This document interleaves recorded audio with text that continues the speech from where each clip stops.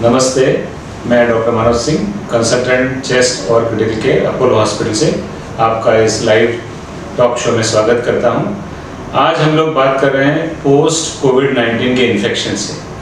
हमारे साथ डॉक्टर राजेश विश्वकर्मा हैं, जो हमारे ENT डिपार्टमेंट के हेड हैं।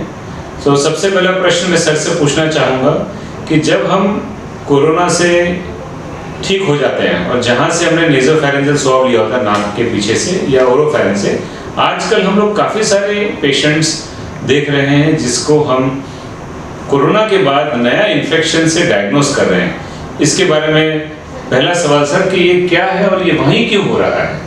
जी मनोज, इसमें ऐसा है कि ये जो इन्फेक्शन अभी जो ये फंगस का हो रहा है और ऐसा इसका विस्तार हो गया है कि एक अलग तरीके की ये एपिडेमिक या पेंडेमिक की तरह फैल रहा है।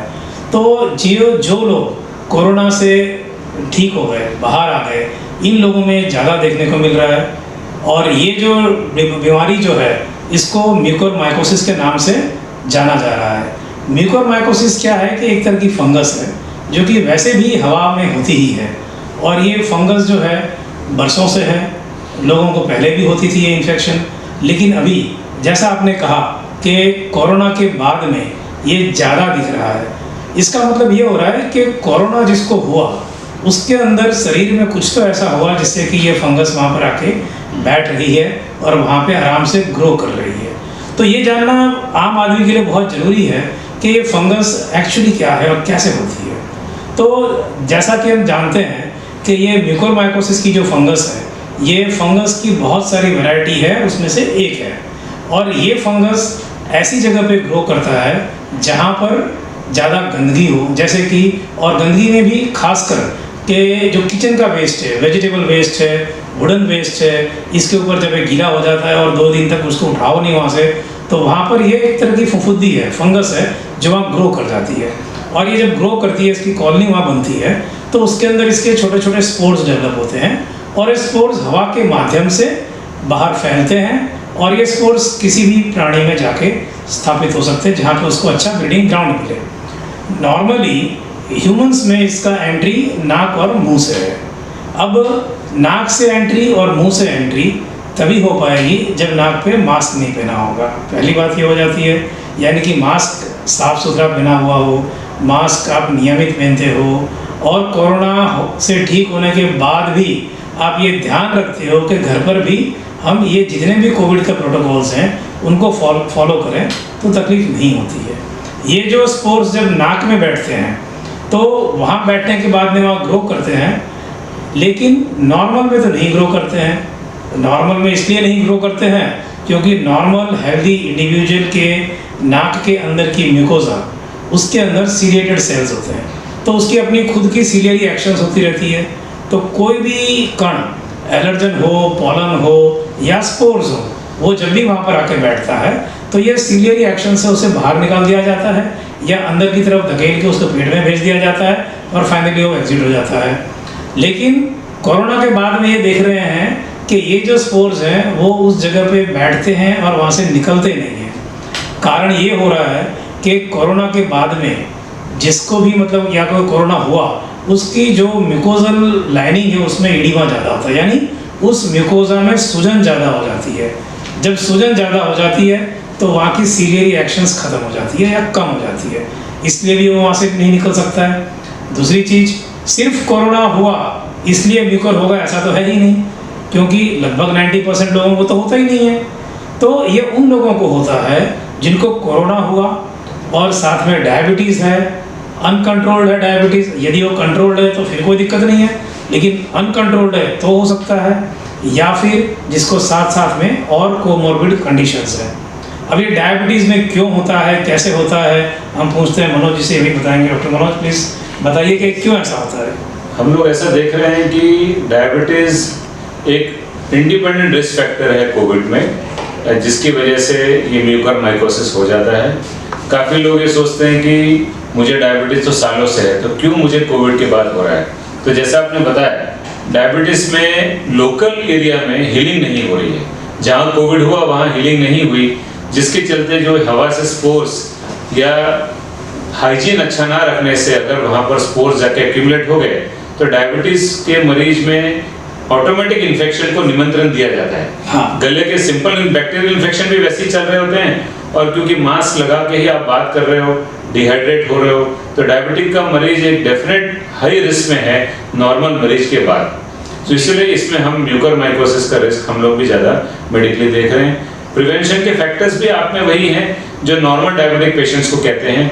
मुंह का हाइजीन बनाए रखें, मास्क को क्लीन रखें, हर रोज नया मास्क पहने, जो मास्क पहने या गंदा ना हुआ हो तो उसको अगले हफ्ते उसी दिन पहने, और जिससे आपका एयरवे हाइजीन मेंटेन रहे। पानी अच्छा पिए और मास्क पहन रहे लंबा, उसके बाद फिर आप उसको अपना हाथ धो लें और सैनिटाइज कर लें। कोई भी नाक में दवा डालने से, गले में बहुत सारा केमिकल डालने से म्यूकरमाइकोसिस का रिस्क कम नहीं होगा। बहुत ज़्यादा गर्म पानी पीने से भी कम नहीं होगा। जनरल हाइजीन रखें और अपने डायबिटिक कंट्रोल को अपने डॉक्टर के साथ मेंटेन रखें। जी। तो ऐसा ज़रूरी नहीं है कि डायबिटीज़ है और कोविड हुआ है तो आपको म्यूकरमाइकोसिस होने वाला है। म्यूकरमाइकोसिस के स्पेसिफिक चिन्ह हैं। वो अगर नाक के पीछे नेजोफेरिंक्स में है तो वहाँ साइनस पेन होना, मतलब वहाँ इतना दर्द होना, और आपका नॉर्मल खाने पीने में गले में बहुत पेन होना, हल्का सा फीवर आना और नॉर्मल पेन किलर से वो ना जाना, ये शुरुआत की निशानी है। इसके अलावा आपको हेडेक भी होंगे और आपको लगेगा कि नहीं मुझे इस जगह पे भार भार लग रहा है। इस समय हम लोग ऐसा देख रहे हैं कि बिकॉज डर इतना फैल गया है, अभी जैसे कोविड के नंबर्स कम हैं, म्यूकर के बढ़ रहे हैं, तो सब लोग अब हमें ये पूछ रहे हैं कि हमें तो म्यूकर नहीं हो गया। सो इसका पहला टेक होम मैसेज है, सबको म्यूकर नहीं होगा। आपने अपना ध्यान रखा है कोविड के दौरान और अभी रख ही रहे हो, तो आपको कोविड नहीं होने वाला है और म्यूकर भी नहीं होने वाला है। बट ये सारे चिन्ह हैं तो आप प्लीज ENT सर्जन को दिखाएं, वो देखेगा, उसके बाद ही हम आगे का मेडिकल मैनेजमेंट सोच सकते हैं करने का, अगर डायग्नोसिस सही है तो इसकी डायग्नोसिस की क्या एल्गोरिदम है, कैसे हमें अप्रोच करना है, वो हम डॉक्टर विश्वकर्मा से पूछना चाहेंगे। सर जी मनोज, इसमें ऐसा है कि जैसा मैंने पहले बताया कि स्पोर्स नाक में जाते हैं और वहाँ पर जाकर उसकी कॉलोनी बनती है। एक बार वो कॉलोनी बनती है, वो साइनस में जाती है, तो साइनस का जो ड्रेनेज है उसको ब्लॉक करती है। तो ब्लॉक करेगी तो साइनस पे यानी कि चेहरे पे भारीपन का अनुभव होना शुरू हो जाता है। दूसरा, अगर और ज़्यादा करेगी तो वहाँ पे दर्द होना शुरू हो जाएगा, और जहाँ जहाँ जाएगी वहाँ पर सबसे पहले दर्द होगा, सूजन होगी। जैसे अगर नीचे की तरफ गई तो दांतों में दर्द होना चालू हो जाएगा, तो दांतों में जब दर्द होगा तो आदमी चबा नहीं पाएगा ठीक से, दांत हिलने लग जाएंगे, तो या मसूड़ों पे सूजन आ जाएगी, तो तुरंत ही डॉक्टर को दिखाना चाहिए। और अगर ये जो अंदर जो स्पोर्स डेवलप हुए, जो पूरा उसकी कॉलोनी बनी, ये ऊपर की तरफ जाती है, तो आंखों में दर्द चालू हो जाएगा, डीप सीटेड आई पेन चालू हो जाएगा, आंखों की मूवमेंट में प्रॉब्लम आ जाएगी, यहाँ तक कि डबल विजन भी हो सकता है। तो आंखों में आएगा तो आंखों के ये लक्षण आ जाएंगे, आंखों में पानी निकलना शुरू हो जाएगा, आंखों के आसपास लाल होना शुरू हो जाएगा, आंखों पे जो ये अपनी आईलिड्स हैं तो ये आईलिड्स में भी लाल हो जाएगा, थोड़ा चिकना पदार्थ आने लग जाएगा, आंख पे सूजन आ जाएगी, सिर में दर्द होना शुरू हो जाएगा। और ये जब इन्फेक्शन दोनों आंखों से बीच में होते हुए इथमॉइड और स्फेनोइड साइनस में जब जाता है तो सबसे पहले हेडेक बहुत भयंकर होता है, तो सिर इतना दर्द करता है कि उसको लगता है कि पता नहीं क्या होगा, सिर में कुछ रख लें।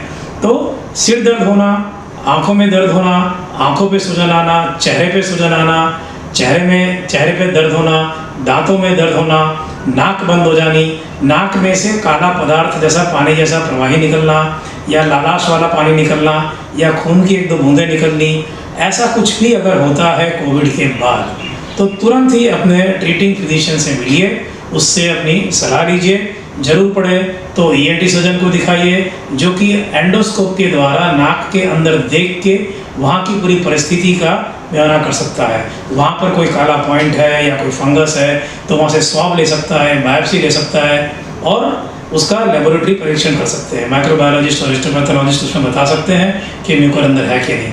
साथ साथ में क्लिनिकली कोरिलेट करने के बाद जरूर पड़े तो रेडियोलॉजिकल एग्जामिनेशन करने पड़ते हैं, जैसे कि CT स्कैन कराना हो या MRI कराना हो। तो ये सब चीज़ करवाने के बाद में वो कंफर्म होता है कि उसे म्यूकरमाइकोसिस है कि नहीं, और है तो कितना इन्वेजिव है, कितने आगे तक फैला हुआ है। जितना वो इन्वॉल्व पार्ट होगा तो उसको सर्जिकली उसे निकालना पड़ता है। लेकिन पहले शुरुआत में एकदम से जैसे ही थोड़ा दर्द हो तो ये नहीं समझ बैठना है कि म्यूकोरमाइकोसिस हो गया है। पहले उसकी जांच करवाइए और अपने ट्रीटिंग फिजिशियन जो कोविड टीम के हैं उनसे भी जांच करवाइए, क्योंकि कई बार क्या होता है कि ये जो कोरोना का इन्फेक्शन है इसके अंदर, क्योंकि चमड़ी अंदर की जो म्यूकोजा जो है उसमें सूजन आती है, तो वैसे भी साइनस ब्लॉक हो सकते हैं। तो हर सूजन म्यूकोरमाइकोसिस नहीं होती है, वो कोई भी इन्फ्लेमेटरी रिएक्शन हो सकता है, बैक्टीरियल हो सकता है, एलर्जिक हो सकता है। इसलिए उसको डिफ्रेंशिएट करना, उसके बारे में सही में जानना बहुत ज़रूरी है। और जब तक आप हर पैमाने पे, हर एक पैरामीटर्स पे ये प्रूव नहीं कर लेते हैं कि ये म्यूकोर है या म्यूकोर की तरफ जा रहा है, तब तक उसको हाथ लगाने जैसा नहीं है। तब तक आप दवाई से भी ठीक कर सकते हैं, ठीक है। तो सूजन है तो एंटी एलर्जिक दिया या बैक्टीरियल समझ रहे हैं तो एंटीबायोटिक दिया, पर ऐसे पेशेंट को कांस्टेंट वॉच में रखना पड़ता है। और क्लिनिकल फाइंडिंग्स और रेडियोलॉजिकल फाइंडिंग्स और पैथोलॉजिकल फाइंडिंग्स तीनों को मिला के तय किया जाता है कि इसका ऑपरेशन आगे करें कि न करें। इसमें कुछ दवाइयाँ भी देनी होती है, तो हम जानते हैं डॉक्टर मनोज से कि दवाइयाँ कैसे देते हैं, कब देते हैं। फिर बाद में हम बात करेंगे कि कैसे सर्जरी की जाती है और क्या एम होता है इसमें सर्जरी का। जी मनोज। बस म्यूकोरमाइकोसिस अगर जैसा आप कह रहे हैं सर, आपने डायग्नोज किया रेडियोलॉजिकली, मतलब सिटी स्कैन में भी कंफर्मेटरी फाइंडिंग है। सबसे पहले तो ये बहुत ही ख़राब फंगस है और जब भी होता है तो इमीडिएट इसमें हम हॉस्पिटलाइज होने की सलाह देते हैं, क्योंकि ये खून में, जैसे कोरोना में कैसा आपने देखा है, कई लोगों को कोरोना इन्फेक्शन होने के बाद किडनी पे असर आ गई, कई लोगों को हार्ट अटैक हो गया, कई लोगों को लंग्स में ऑक्सीजन की कमी हो गई, तो वो खून के अंदर जाके फैलता है। ये भी ऐसा ही एक फंगस है जो खून में चला जाता है, लेकिन इसकी ब्यूटी क्या है, ये लोकल खून में जाता है। जैसे सपोज इस साइनस में आया तो यहाँ 2 साइनस हैं अपने, जैसे सर ने बताया, ये साइनस में अगर आ गया तो अगर इसमें आया तो यहाँ की हड्डी को भी वो तोड़ सकता है। तो इसके अंदर इतनी ज़्यादा ताकत है कि हड्डी को भी गला देता है। इस हड्डी को गलाया तो इस हड्डी को भी गल सकता है। तो जैसे सर ने आपको बताया, विजन का प्रॉब्लम हो सकता है, लोगों को लकवा हो सकता है। तो सबसे पहले इंडोर होने की हम सलाह देते हैं, एडमिट करने की सलाह देते हैं। और क्योंकि ये इतना खतरनाक है कि हड्डी में भी जाने वाला है, इसकी ट्रीटमेंट 3 पहलू में होती है। सबसे पहला medical management of medical disease, जो उनकी खुद की डिसीज है, डायबिटीज और कोई और एसोसिएटेड डिसीज, उसकी हम एग्रेसिव ट्रीटमेंट करते हैं। सेकंड है एंटी फंगल, कि उसके सामने दवाई देते हैं। और थर्ड है रेगुलर सर्जरी। रेगुलर सर्जरी का मतलब जहाँ जहाँ वो फैल रहा है वहाँ आपसे भी हम सलाह लेंगे कि कैसे करना है, वहाँ हम आपके थ्रू इसकी सर्जरी करने की सलाह देते हैं। तो एक दवाई से और एक सर्जरी से ये ठीक होता नहीं है। इसका तीव्रतापन जब तक हमें समझ में आता है, ऑलरेडी ये कहीं ना कहीं पहुंच गया होता है। सो ऑलरेडी जब आपको डायग्नोस है, ऑलरेडी आप 3-4 दिन लेट हो, तो इसका पूरा ड्यूरेशन 1.5 महीने का इलाज है। उसमें first 2 to 3 weeks mandatory hospitalisation होता है। और इसमें जो मेडिकल मैनेजमेंट है स्टैंडर्ड, उसमें स्टीम आ गया, हाइड्रेशन पानी आ गया, ग्लूकोज आ गया कंट्रोल, और पेन किलर आ गए, और एंटी एलर्जी जैसा आपने बताया, प्लस एंटी फंगल। अब एंटी फंगल कई तरह की हैं। इसमें जो ओल्ड इज गोल्ड जो दवा कहते हैं, जो सालों से बहुत ज़्यादा तीव्र दवाई है, जो अभी तक जिसके सामने रेजिस्टेंस इस म्यूकर में नहीं पाया गया है, वो है इंजेक्शन एम्फोटेरिसिन बी। उसको शुरू किया जाता है और वो इंजेक्शन इमीडिएटली नहीं दे सकते हैं। जैसे आज हुआ तो आज हम 1 घंटे में नहीं दे सकते हैं। एक इंजेक्शन से वो इलाज ठीक नहीं होता है। कम से कम 21 to 30 इंजेक्शन देने इस दिनों में, अगर वो बॉडी को अडेप्ट कर दे, सूट कर ले तो एम्फोटेरिसिन बी का इंजेक्शन शुरू किया गया तो कम से कम 6 घंटे तक एक डोज जाता है रोज। तो इंडोर होता है, उसके साथ काफ़ी पहलू जुड़े हैं। एक तो स्पीड, जैसे मैंने बताया, स्लो देना होता है, डोज वेट के हिसाब से देना होता है, थर्ड कंपाउंड कॉस्ट के हिसाब से देना होता है। 2 तरह के कंपाउंड आते हैं, एक सिंपल कंपाउंड आता है जो सस्ता है, और एक महंगा कंपाउंड आता है जो कम से कम उसका डोज भी ज़्यादा है प्लस उसका कॉस्ट भी ज़्यादा है। सो दोनों में से एक चूज करते हैं हम लोग डिपेंडिंग ऑन फाइनेंशियल कैपेबिलिटी, और उसको हम शुरू करते हैं।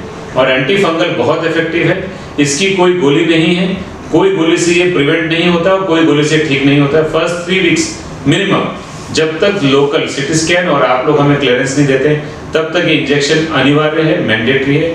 उसको देने से ही ये पेशेंट में फंगल लोकल स्प्रेड बंद होता है। तो मेडिकल मैनेजमेंट उसका खाली 50% योगदान है क्योर की तरफ। जैसे कोविड का क्योर नहीं है, सपोर्ट है। Mucor is curative. सो सबसे बड़ा पहलू आपको ये जानना है कि ये क्योर कैसे कंप्लीट होता है। तो डॉक्टर विश्वकर्मा से जानते हैं कि मेडिकल के साथ सर्जिकल क्योर कब अचीव होता है, क्या क्या पहलू हैं, 3 हफ्ते तक पेशेंट को क्या क्या रोड में, क्या क्या मैप में, क्या क्या हर्डल्स के साथ आगे बढ़ना है। डॉक्टर विश्वकर्मा जी मनोज, जैसा कि हमने अभी तक डिस्कस किया कि किसी भी म्यूकोरमाइकोसिस के पेशेंट को ट्रीटमेंट करने के लिए अलग अलग स्पेशलिटी के लोग चाहिए होते हैं, एक टीम चाहिए होती है। जैसे कोविड में टीम होती है, वैसे म्यूकोरमाइकोसिस के ट्रीटमेंट के लिए भी टीम चाहिए। जैसा कि मैंने पहले बताया कि म्यूकोरमाइकोसिस के स्पोर्स नाक में आके बैठे, साइनस में गए, दांत में गए, आँख में गए, आँखों के बीच में गए, ब्रेन में गए, कहीं भी जा सकते हैं। तो सर्जिकल रोल ये है कि जहाँ जहाँ म्यूकोरमाइकोसिस की कॉलोनी है जो दिखती है और उसने जहाँ जहाँ पे टिश्यू को डेड कर दिया, तो डेड टिश्यू हो गया तो उसको निकालना ज़रूरी है। पहले ये भी समझिए कि टिश्यू डेड क्यों हुआ। जैसा डॉक्टर मनोज ने बताया अभी कि इसकी प्रॉपर्टी होती है एंजियो इन्वेजन की, तो ये ब्लड वेसल्स में ये फैलता है। लोकल एरिया में जहाँ फैलता है वहाँ पे उस ब्लड वेसल को सील कर देता है, यानी कि उसका सप्लाई, उसका न्यूट्रिशन उस एरिया पे बंद कर देता है।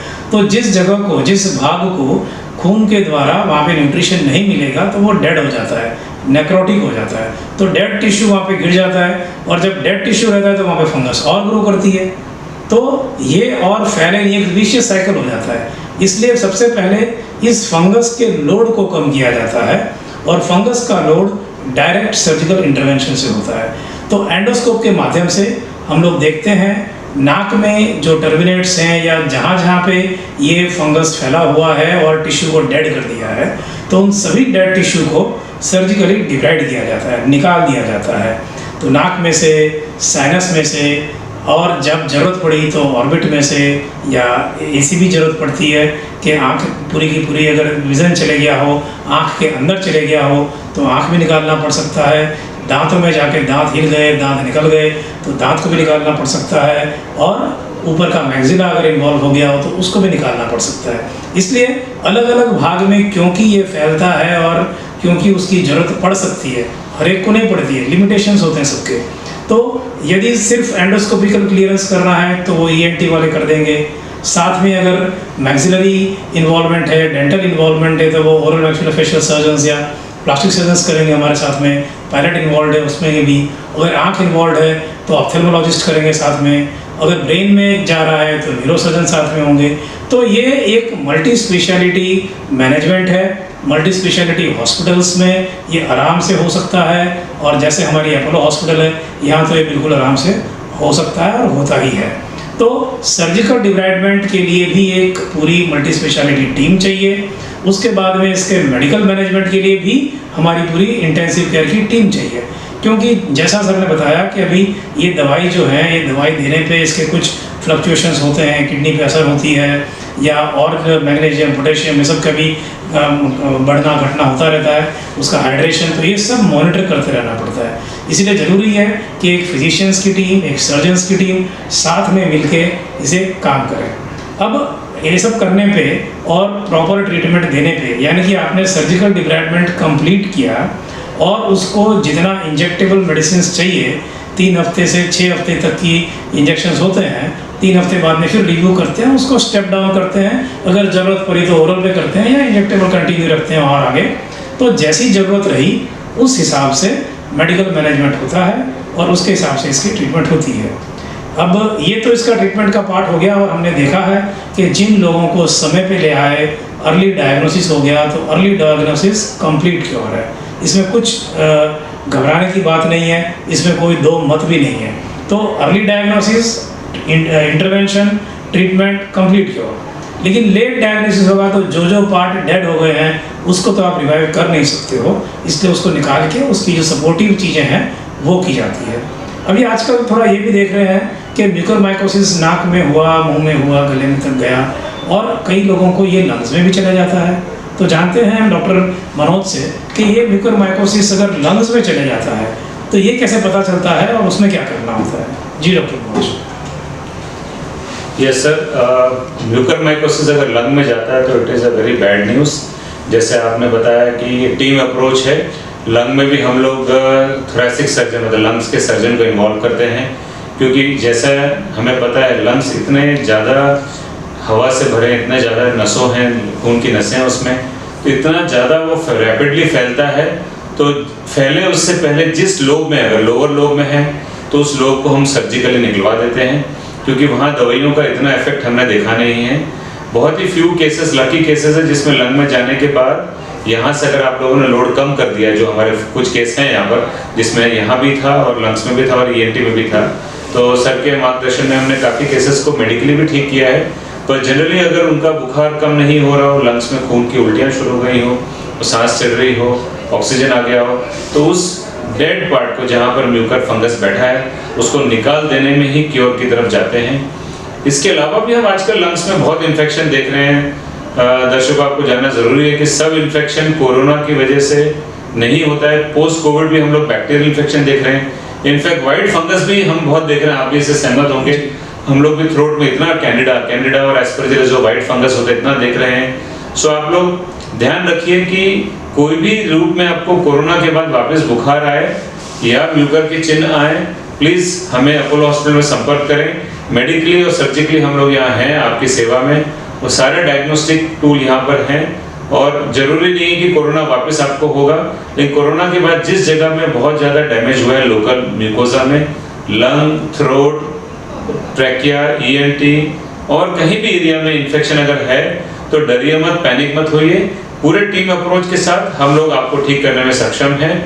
आपको हम बताना चाहेंगे कि इतने काफ़ी सारे केसेस लास्ट एक महीने में जो म्यूकर के आए हैं सभी टीम अप्रोच से अच्छे हो रहे हैं। और इसमें आपको क्या ध्यान रखना है, क्या टेक होम मैसेज है, हम डॉक्टर राजीव विश्वकर्मा सर से जानना चाहेंगे फॉर फाइनल कमेंट्स।